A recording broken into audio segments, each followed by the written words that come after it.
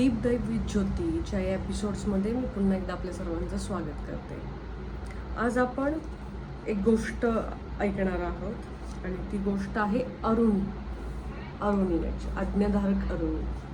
तर काय म्हणतात अरुणी आपण ऐकूया. एकदा धौम्य ऋषींनी अरुणी नावाच्या आपल्या शिष्याला सांगितलं, बाळा, धोधो पडणाऱ्या पावसामुळं शेतातले बांध तुटले आहेत आणि शेतात पाणी वाहत आहे. तू शेतावर जाऊन तुटलेले बांध दुरुस्त कर. अरुणी शेतावर जाऊन बांध दुरुस्त करू लागला. त्यानं खूप प्रयत्न करून पाहिले, पण पाणी काही थांबेना. शेवटी त्याला एक उपाय सुचला.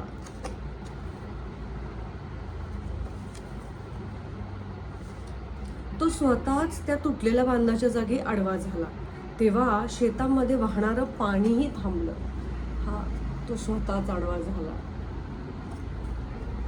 खूप वेळ झाला तरी अरुणी आला नाही, म्हणून धौम्य ऋषींनी त्याच्या इतर शिष्यांना विचारलं, अरुणी कुठे गेला?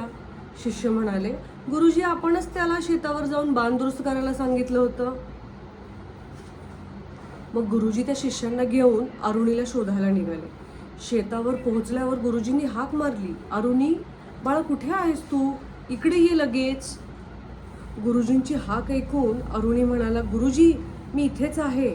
तो लगेच बांधावरून उठला आणि गुरुजींसमोर येऊन उभा राहिला. पण त्याच्या मनात आलं, आपण उठल्यामुळे आता परत शेतात पाणी जातंय. अरुणी गोंधळला. तो गुरुजींना आवाज देतोय आणि उठू पाहतोय, पण गोंधळला. त्यानं गुरुजींना आपल्या मनातला गोंधळ सांगितला. गुरुजी म्हणाले, शिष्य म्हणून गुरुची आज्ञा पाळणं हे तुझं काम आहे आणि तू तेच केलंस. पण गुरुजींनी अरुणीला आशीर्वाद दिला, गुरूंची आज्ञा पाळल्यामुळं तुझं कल्याण होईल आणि तू सर्वज्ञानी होशील.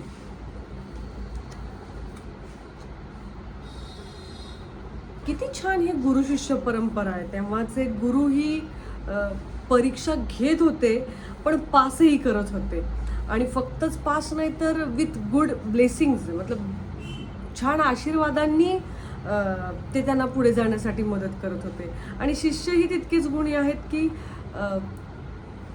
ते गुरुवर्य इतके सुंदर आहेत किंवा त्यांनी सांगितलं ते याला ऐकावंसंही वाटलं.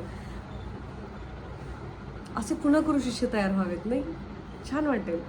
तुमच्या आवडीचे असे कोण गुरु आहेत की ज्यांनी काही सांगावं, किंवा कोणते असे शिक्षक आहेत की त्यांनी तुम्हाला काही सांगावं आणि तुम्ही ते करावं? म्हणजे आजही जरी शाळा सोडून आपल्याला कित्येक वर्ष झालेली असतील, कॉलेज सोडून कित्येक वर्ष झालेली असतील, पण मला त्या माझ्या गुरुवर्यांचं किंवा गुरूंचं ऐकायला आवडतं. आणि मला अजूनही त्यांनी